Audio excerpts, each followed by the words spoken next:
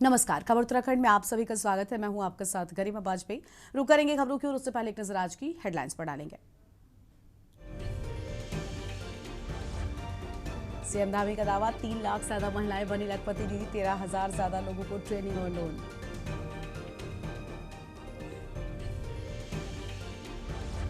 उत्तराखंड की राजनीति में एसआईआर पर घमासान, बीजेपी बोली ये संवैधानिक प्रक्रिया, कहा कांग्रेस कर रही तुष्टिकरण की राजनीति।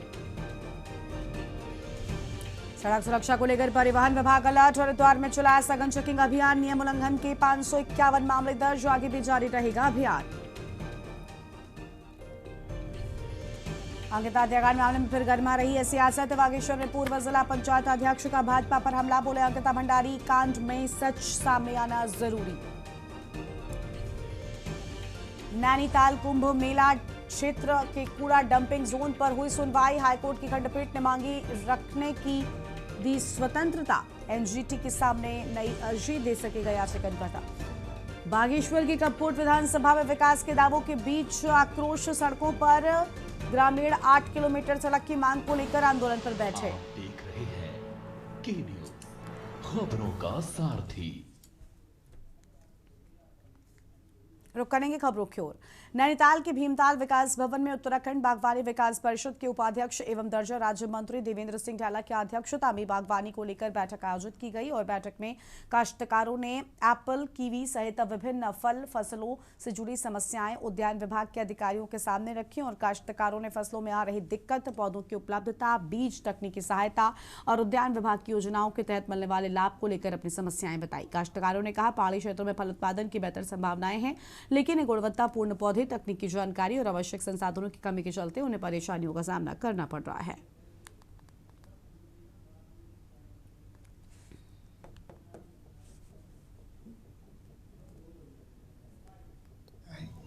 सरकार, विभाग और उद्यानपतियों के बीच की मैं कड़ी का काम कर रहा हूँ। आज जो बैठक मैंने ली तो जिले के पूरे एडीओ इंचार्ज सहित जितने भी सक्षम अधिकारी थे उन सबको यहाँ पर बुलाया गया।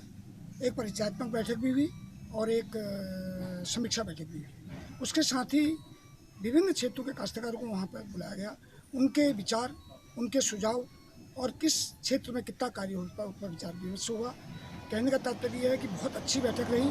काश्तकारों का ये निवेदन इस प्रकार की बैठकें बार बार होती रही ताकि हमारा इस मंच के माध्यम से समस्याओं का समाधान भी हो सके। आगे बढ़ते हैं खबरों की ओर और अगली खबर आपको रामनगर से बताते हैं, जहां पर रामनगर की खताड़ी क्षेत्र में बीती 10 अगस्त की रात हुई फायरिंग की घटना के मामले में रामनगर पुलिस ने आपको बता दी कि कार्रवाई करते हुए एक आरोपी को अवैध चाकू के साथ गिरफ्तार कर लिया है। पुलिस ने आरोपी के खिलाफ आर्म्स एक्ट के तहत मुकदमा भी दर्ज किया है। तो वही मामले में शामिल अन्य आरोपियों की तलाश में पुलिस दबिश दे रही है। पुलिस के मुताबिक 10 अगस्त की रात खताड़ी क्षेत्र में कुछ अराजक तत्वों के द्वारा फायरिंग की घटना को अंजाम दिया गया था और इस मामले में खताड़ी निवासी अयान पुत्र जुल्फकार की तहरीर के आधार पर रामनगर कोतवाली में गूगल की धाराओं के तहत मुकदमा दर्ज कर आरोपियों की तलाश की जा रही थी।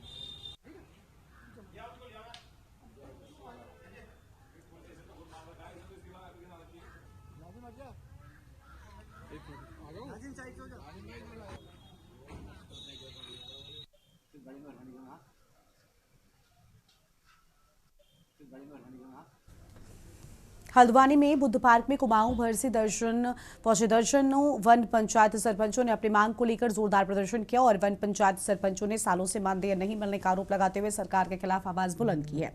प्रदर्शन को पूर्व दर्जा राज्य मंत्री और राज्य आंदोलनकारी हरीश पनेरू ने भी समर्थन दिया। तो वन पंचायत संगठन कुमाऊं के अध्यक्ष निशा जोशी ने कहा कि वन पंचायत सरपंच और पंच लंबे समय से बिना मानदेय के अपनी जिम्मेदारियां निभा रहे हैं। उन्होंने 1931 से चली आ रही वन पंचायत व्यवस्था का हवाला देते हुए सरपंचों और पंचों को मानदेय दिए जाने की मांग की और प्रदर्शन के दौरान भाजपा और कांग्रेस दोनों पर जमकर निशाना भी साधा है।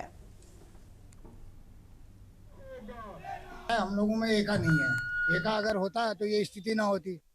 6000 प्रधान है, उन्होंने अपनी मनमानी करवा रखी है। हम 11000 है, हम कुछ नहीं कर पा रहे, केवल बिखरे हुए हैं, पूरे उत्तराखंड में फैले हुए हैं। 11217 हमारी संख्या है, जिसमें हम ये चाह रहे हैं कि इनमें एका आए और 5 साल से मैं प्रयास कर रहा हूँ। अब ये जो आप देख रहे हो ये मेरा ही प्रयास है जिससे आज ये इकट्ठा हुआ है। जब से हम सरपंच बने अभी मुझे 5 साल पूरे होने को जा रहे हैं, ना हमें कोई मानदेय दिया जाता है। जब वन पंचायतों में आग लगती है, ना हमारा बीमा है, ना हमें कोई ऐसी राशि दी जाती है कि हम अपने वन पंचायतों को सुरक्षित कर पाए, ना हमारे पास कोई उपकरण होते हैं। हमारे जंगल जब धक धक जलते हैं तो ये समझ लिया हमको कितनी पीड़ा होती है, क्योंकि उन बच्चों को जिन्हें हम वृक्ष न मानकर अपने बच्चे मानते हैं, उनको जब जलते हैं तो बड़ी मन में पीड़ा होती है। कहीं से कोई हमको सहयोग नहीं है और सरकार की अनदेखी हमारे प्रति समझ ही नहीं पा रहे हैं क्यों हो रही है। ये सरकार जो हमारा उत्तराखंड राज्य है ये वन आच्छादित क्षेत्र है और इसमें सरपंचों की अनदेखी किया जाना ये आंदोलन की परिणति है। और निश्चित रूप से सरकार को अगर वनों को मजबूत करना है, पर्यावरण का संरक्षण करना है तो सरपंचों को अधिकार देने चाहिए।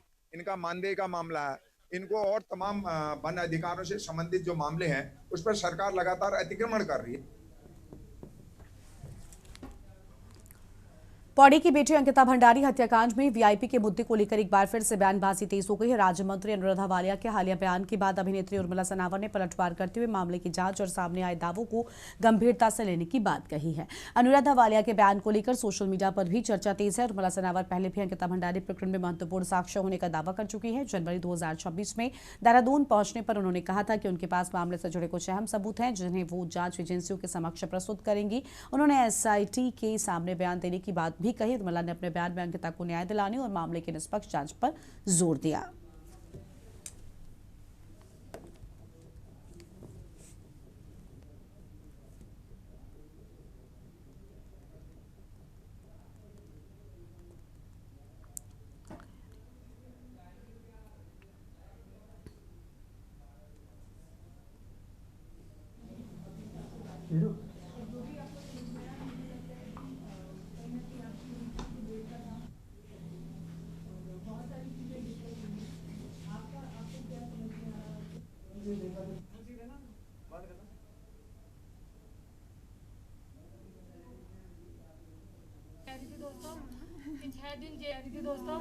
अभी मैं देख रही हूँ कि 2-3 दिन से एक अनुराधा वालिया जी हैं जो राज्य मंत्री हैं, उनका एक बयान बड़ा ही वायरल हो रहा है और वो बयान उन्होंने श्रीनगर की धरती पे दिया है, उस धरती पे दिया है जिसके बारे में वो बयान दे रहे हैं, जहाँ की वो बेटी है। जी हाँ, मैं बात कर रही हूँ अंकिता भंडारी हत्याकांड के बारे में। तो अनुराधा जो वालिया जी हैं उन्होंने कहा है कि जो अंकिता भंडारी हत्याकांड था उसमें सब जो भी जितने भी सारे के सारे अपराधी थे वो सब जेल जा चुके, सबको उम्र कैद हो चुकी। उसमें मुझे कुछ नहीं कहना क्योंकि वीआईपी कोई नहीं है। ये तो एक उर्मिला सनावर जी, हम भी उनको बहुत अच्छी तरह से नहीं जानते हैं उन्होंने किस वीआईपी की बात करी, क्या करी, हम नहीं जानते हैं। कोई वीआईपी नहीं है। एज उससे एसआई से उस जांच से बड़ा तो कोई कुछ भी नहीं है। जांच में निकल आएगा जो भी है। एसआईटी में भी सारा निकल गया था, तो ऐसा कुछ नहीं है जो आप कह रहे हैं कि अंकिता को मतलब न्याय दिया गया। अंकिता को न्याय मिला है, इसीलिए आज वो सारे के सारे गुनाहगार जेल में सड़ रहे हैं। रक्षाबंधन से पहले देहरादून में स्वयं सहायता समूहों से जुड़ी ग्रामीण महिलाएं हैंडमेड राखियों से अच्छा कारोबार कर रही हैं और एनआरएलएम के सहयोग से रायपुर, सहसपुर और डोईवाला की महिलाएं राखी निर्माण को स्वरोजगार बनाकर आत्मनिर्भरता की नई मिसाल पेश कर रही हैं। देहरादून के रायपुर में मालदेवता क्षेत्र की सास बहू लीला रावत और अलका रावत की जोड़ी खास चर्चा में है। आशा किरण स्वयं सहायता समूह से जुड़ी दोनों ने मिलकर इस बार 2000 से अधिक राखियां बनाने का लक्ष्य रखा है, जिसमें 1500 राखियां तैयार हो चुकी है। पिछले साल उन्होंने 1200 राखियां बेचकर 25,000 रुपए का मुनाफा कमाया था।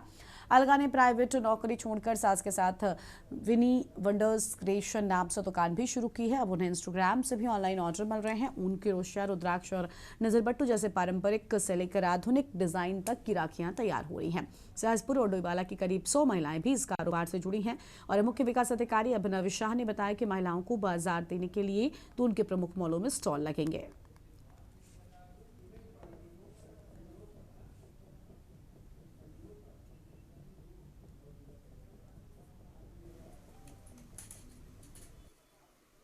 समूह से जुड़ी हूँ पिछले साल से, और पिछले साल से समूह से जुड़ने के बाद मुझे बहुत सारा लाभ हुआ है, जिससे मैं जैसे मैंने ये अपना हैंडमेड राखिया का स्टार्ट किया था। हैंडमेड राखियाँ बनाते हैं, तो इसलिए हम हैंडमेड राखियों से मुझे बहुत अच्छा लाभ हुआ था पिछले साल, इसलिए मैंने इस बार 2 गुना राखियाँ बनाई हैं। पिछली बार जितना बनाया था उसका 2 गुना राखियाँ इस बार बनाई हैं। और मैं 2016 से इस समूह से जुड़ी हूँ, एनआरएलएम से, और यहाँ से हमें बहुत अच्छी सुविधाएं मिलती हैं। गवर्नमेंट की तरफ से, एनआरएलएम की तरफ से महिलाओं के लिए रोज़गार के अन्य अन्य साधन आते हैं, नए नए वो आते हैं, स्कीमें आती रहती हैं, और हम हर सारी महिलाएं जो है तो इससे काफ़ी लाभ उठाती हैं।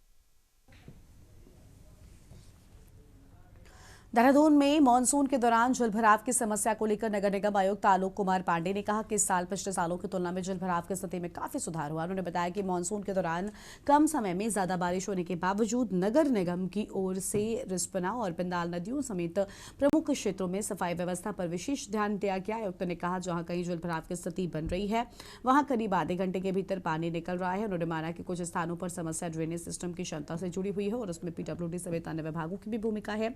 बाहरी क्षेत्रों में तेजी से हो रहे निर्माण को लेकर उन्होंने कहा कि कई जगह 8 फीट जैसी सकरी सड़कों के दोनों ओर निर्माण हो चुका है, लेकिन वहां पर्याप्त ड्रेनेज व्यवस्था नहीं है।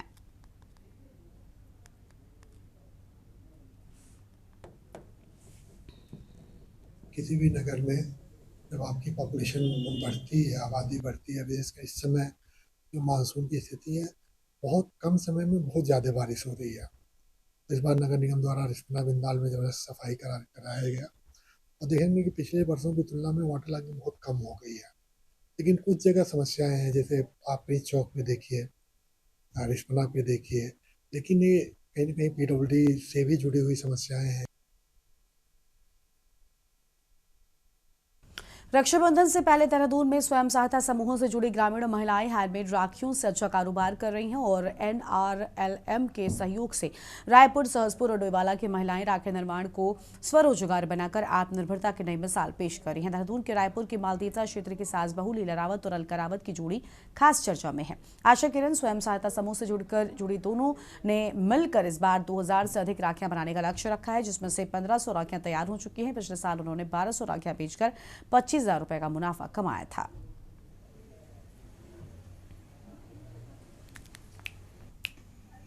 ये वाली बनाओ, ये वाली ये है ना, इससे पहले ये डाल दिया ग्रीन, उसके बाद ऑरेंज, ब्लू, ये तो डाल दिया ना दीदी, इसकी जगह ये डाल दिया, ये देखो ना, ये वाला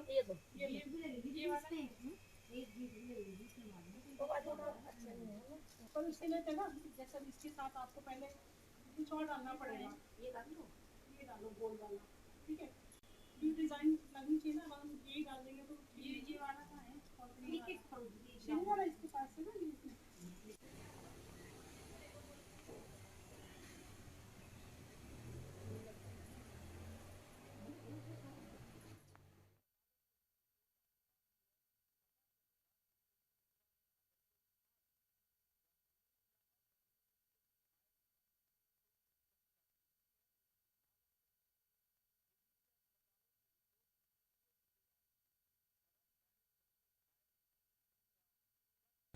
20 तारीख की शाम देहरादून के पटेल नगर में आपसी विवाद के चलते खुलेआम फायरिंग की घटना के बाद प्रदेश की कानून व्यवस्था को लेकर सियासत गर्मा गई है। अन्य घटित घटनाओं व इस मामले को लेकर कांग्रेस महिला मोर्चा सड़कों पर उतर आई है और इस क्रम में देर रात देहरादून के लालपुर में उत्तराखंड कांग्रेस महिला मोर्चा की प्रदेश अध्यक्ष ज्योति रौतेला के नेतृत्व में कार्यकर्ताओं ने सरकार के खिलाफ पुतला दहन कर विरोध जताया है। इस दौरान ज्योति रौतेला ने कहा कि देवभूमि उत्तराखंड में अपराध लगातार बढ़ रहे हैं।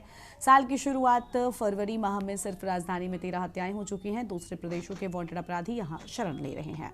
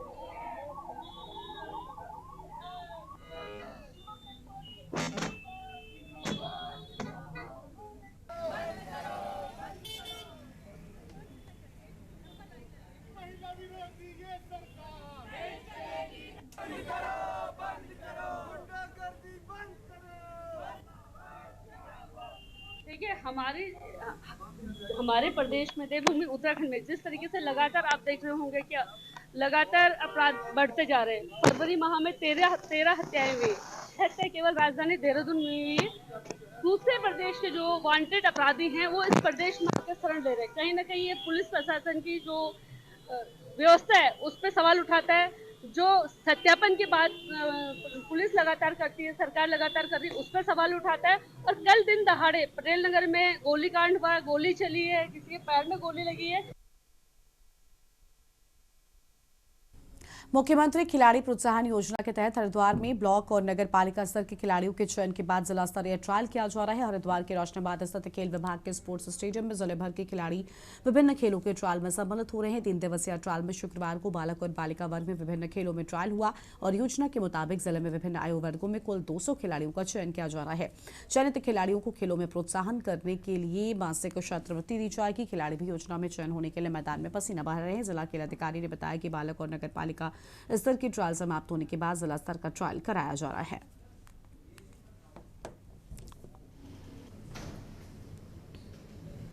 गेम होते हैं जी स्कॉलरशिप वाले, इसमें पर मंथ आते हैं 2000 रुपये। सर इसमें 5 गेम होते हैं। तो हमारा जो उसमें लगा हुआ ना जी जो गेम होता है उसका अलग टेस्ट होता है जी इसमें भी अच्छा करना पड़ता है। और जी 5 गेम होता है जी इसमें भी बेस्ट करना पड़ता है अपना। जी तैयारी तो जी पूरी है जी। क्या उद्देश्य आगे के लिए क्वालिफाई करोगे इसको? हाँ जी पूरी कोशिश है जी वो ये जी डाइट का थोड़ा खर्चा हो जाएगा जी। हमारा जो गेम है हमारा ताइक्वांडो गेम है और यहाँ पर बहुत अच्छी तरीके से ट्रायल हो रहे हैं। हमारा पहले 800 मीटर हुआ, 800 के बाद हमारा उधर वो शटल रनिंग हुआ, फिर स्प्रिंट हुआ और अभी हमारा बॉल का होगा। अच्छा हाँ जी, ये योजना है कि जो हमारे मुख्यमंत्री हैं और उनके उससे हमारे 2000 रुपये आएंगे। और उससे हमें बहुत सहायता होगी कि जैसे हम अपना डाइट या कुछ भी हम अपना ले सकते हैं। माननीय मुख्यमंत्री प्रोत्साहन योजना के अंतर्गत ये जितने भी ब्लॉक स्तर से नगर निगम नगर पालिका से जो बच्चे चयनित होकर आए हैं, क्वालिफाई होकर आए हैं, उन बच्चों का यहाँ पे आज ट्रायल चल रहा है। इसमें आज volleyball, football, taekwondo, table tennis का आज ट्रायल चल रहा है। इनमें से जो बच्चे होंगे उनका सिलेक्शन होगा, वो 200 बच्चे हमने टोटल लेने हैं सारे गेमों से। उत्तराखंड के मुख्यमंत्री पुष्कर सिंह धामी आज हरिद्वार में 51वें निर्वाचन दिवस कार्यक्रम में बतौर मुख्य अतिथि शामिल होंगे। मुख्यमंत्री के आगमन को लेकर प्रशासन ने तैयारियां पूरी कर ली हैं। सुरक्षा व्यवस्था को लेकर भी खास इंतजाम किए गए हैं। तय कार्यक्रम के मुताबिक मुख्यमंत्री पुष्कर सिंह धामी गाजियाबाद से हेलीकॉप्टर के जरिए देहरादून पहुंचेंगे। इसके बाद सड़क मार्ग से हरिद्वार के लिए रवाना होंगे। सीएम धामी पहले सप्त सरोवर रोड स्थित बंदी छोड़ श्री ब्रह्म निवास आश्रम पहुंचेंगे, जहां आयोजित 51वें निर्वाचन दिवस कार्यक्रम में मुख्यमंत्री प्रतिभाग करेंगे। मुख्यमंत्री के दौरे को लेकर आश्रम परिसर में तैयारियां पूरी कर ली गई हैं, तो वहीं प्रशासन और पुलिस के अधिकारी सुरक्षा व्यवस्था को लेकर लगातार जायजा भी ले रहे हैं।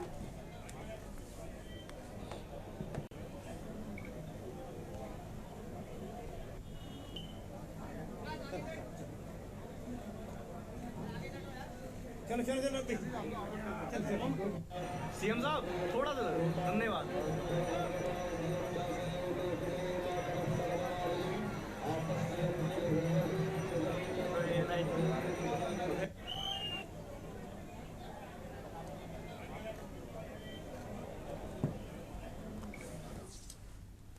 हल्द्वानी गोरापड़ाव क्षेत्र में हुई लूटकांड डकैती की सनसनीखेज वारदात का नैनीताल पुलिस ने खुलासा कर दिया है। मामले में पुलिस ने 2 आरोपियों को उत्तर प्रदेश के पीलीभीत से गिरफ्तार किया। गिरफ्तार आरोपियों की पहचान वंशप्रीत और रघुवीर सिंह के रूप में हुई है। पुलिस ने इनके कब्जे से 66,000 रुपए की नकदी, 1 पिस्टल, 1 तमंचा और 8 जिंदा कारतूस बरामद किए हैं। बताया जा रहा है कि गोरापड़ाव क्षेत्र में बदमाशों ने हथियारों के बल पर डकैती की वारदात को अंजाम दिया था। घटना के बाद से ही पुलिस की कई टीमें आरोपियों की तलाश में जुटी थी। पुलिस ने घटनास्थल और आसपास के क्षेत्रों में मिले सुरागों के साथ साथ तकनीकी जांच के आधार पर आरोपियों तक पहुंच बनाई। पीलीभीत से दबोचे गए दोनों आरोपी पुलिस टीम ने कार्रवाई करते हुए दोनों आरोपियों को उत्तर प्रदेश के पीलीभीत क्षेत्र से गिरफ्तार भी किया है।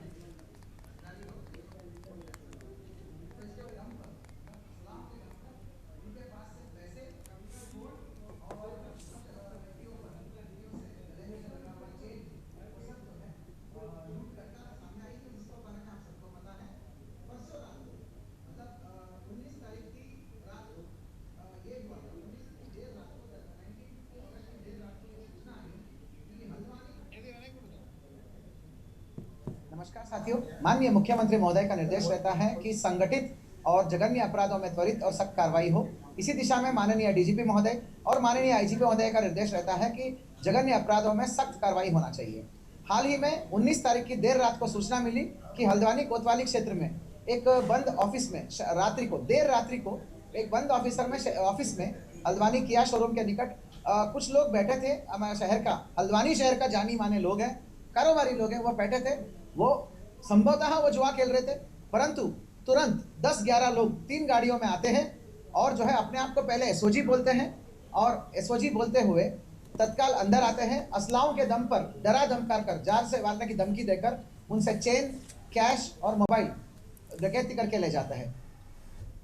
डोईवाला के लच्छीवाला टोल प्लाजा पर एक बार फिर से हादसा हो गया और आपको बता दें कि टोल प्लाजा के दूसरी लेन में एक ट्रक अनियंत्रित होकर जा घुसा। करीब रही कि उस वक्त ट्रक के आगे या दूसरे लेन में कोई वाहन नहीं था, वरना हादसा और भी बड़ा हो सकता था। घटना के बाद मौके पर अफरा तफरी का माहौल बन गया। लगातार सामने आ रहे ऐसी घटनाओं ने लच्छीवाला टोल प्लाजा के सुरक्षा व्यवस्था और यातायात प्रबंधन पर भी सवाल खड़े कर दिए हैं।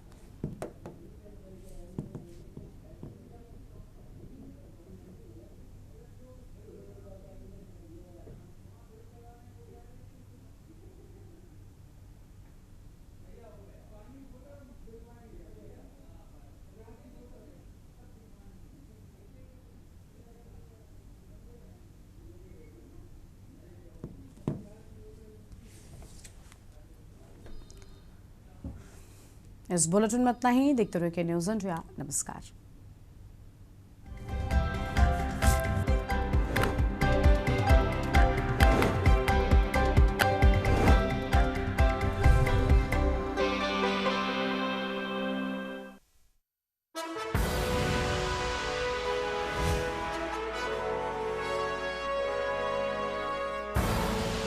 आप देख रहे हैं के न्यूज़, खबरों का सारथी।